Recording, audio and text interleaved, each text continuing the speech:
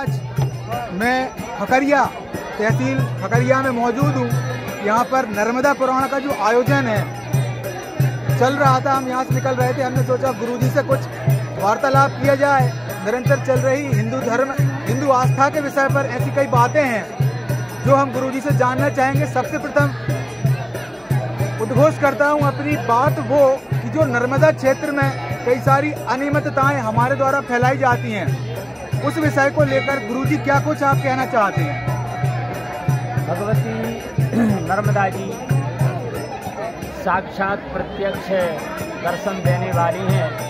तो कई अनुभवी ऐसे संत आज वर्तमान में भी हैं कि नर्मदा जी के लिए कोई प्रमाण देने की आवश्यकता नहीं, स्वयं प्रत्यक्ष रूप में देवा जी के किनारे ऐसे महापुरुष संत पड़े हुए हैं। और भारत भूमि में नर्मदा पुराण में लिखा है, संत जन कहते हैं रेवा तीरे तपम कुर्यात मरणम जानवी घटे।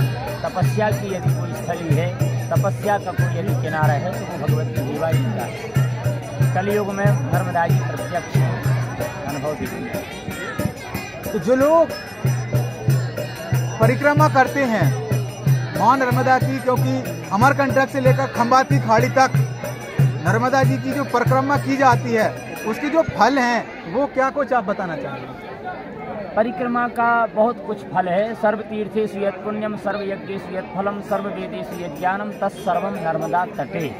मार्कंडेय जी महाराज कहते सभी तीर्थ कर लेने से, सभी व्रत कर लेने से, सभी यज्ञ कर लेने से, सभी वेदों के ज्ञान से जिस पुण्य फल की प्राप्ति होती है वो भगवती नर्मदा जी के दर्शन और नर्मदा जी की प्रदक्षिणा से भक्तों के लिए वो फल मिल जाता है। अगला प्रश्न ये है कि निरंतर कई दिनों से गौ माता मारी मारी फिर रही है, क्या कुछ आप कहना चाहते हैं? मैं बता दूं कि प्रकृति पे मनुष्य की उत्पत्ति से पहले गौ की उत्पत्ति पृथ्वी पे हुई है। क्या कुछ आप इस विषय को लेकर सभी भक्तों के बीच में अपने प्रश्न को, अपने द्वारा बताई गई बातों को रखना चाहेंगे?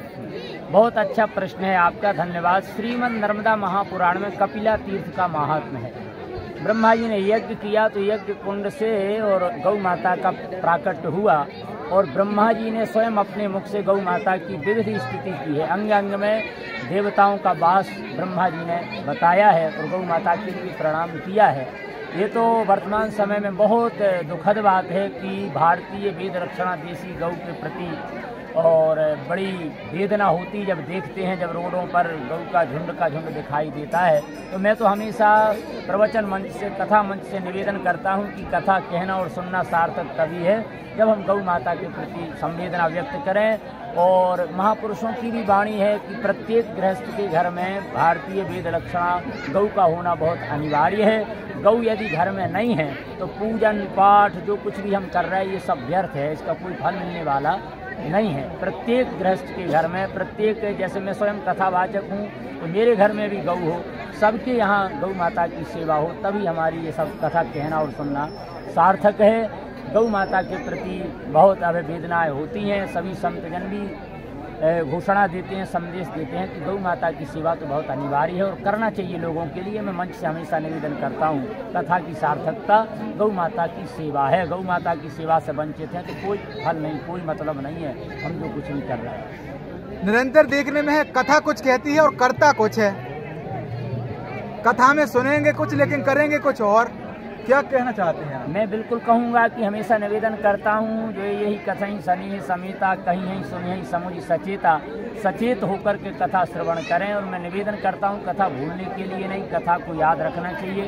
कथा ही जीवन को संभालती है, कथा ही जीवन को बनाती है। तो कथा से निरंतर जुड़े रहना चाहिए और लोग जुड़ते भी हैं। और फिर तथाकथित लोग ऐसे जो भ्रमित हो रहे अपनी सनातन संस्कृति से, तो गोस्वामी जी ने लिखा कलि पाखंड विवाद के लुप्त भय सदग्रंथ, दम्भ ने निजमति कल्प करी प्रकट करे बहुपंथ। तो दम्भियों की बात में ना आकर के और अपनी सनातन संस्कृति की रक्षा के लिए, सनातन संस्कृति को अपनाने के लिए हमेशा व्यक्ति को तत्पर रहना चाहिए। लेकिन संस्कृति, संस्कार और मर्यादा कहाँ से आएंगे? कथा से। जब हम कथा श्रवण करेंगे और कथा का दिव्य वाचन होगा तभी संस्कृति और सनातन धर्म की रक्षा हो सकती है। इसलिए व्यक्ति को कथा अवश्य सुनना चाहिए। तो भगवान श्री कृष्ण ने कुछ गीता में जो श्लोक बताए गए हैं उनको मैं आपके सामने रखता हूँ। यदा यदा ही धर्मस्य ग्लानिर्भवति भारत अभ्युत्थानम अधर्मस्य तदात्म्यानम सृजाम्यहम परित्राणाय साधूनाम विनाशाय च दुष्कृताम धर्म स्थापनार्थाय संभवामि योगे योगे। अगला क्वेश्चन जो हमारा है वो हमारे धर्म के ही ऊपर है। कई सारी ऐसी कुनीतियां हैं, कई सारे ऐसे वाद विवाद हैं जो हमारे धर्म को लेकर उठते रहे हैं। क्या कुछ आप उस विषय को लेकर कहना चाहते हैं? वही तो मैं बोल रहा हूँ कि पाखंडी जो अपना धंधा चला रहे हैं उन लोगों से दूर होकर के अपने वेद पुराण शास्त्र जो बात कहते हैं उस बात को मानना चाहिए, स्वीकार करना चाहिए। श्रुत्वा धर्मं विजानाति श्रुत्वा त्यजेत दुर्मतिम श्रुत्वा ज्ञानमवाप्नोति श्रुत्वा मोक्षमवाप्नुयात्। कथा श्रवण करें तो अपन अपने धर्म के लिए समझेंगे कि हमारा धर्म कहता क्या है। दया व्यक्ति के हृदय में होना चाहिए, धर्म की जड़ है दया, यही सब वेद और शास्त्र कहते हैं। और भगवान धर्म की स्थापना करने के लिए आए हैं तो भक्तों के लिए भी धर्म संभाल कर रखना चाहिए, धर्म के लिए अपनाना चाहिए। जो अपना धर्म है, जो अपने वेद शास्त्र में संदेश दे रहे हैं, उसको जब व्यक्ति मानेगा तो निश्चित है कि धर्म को स्वीकार करेगा, वो धर्म को समझेगा।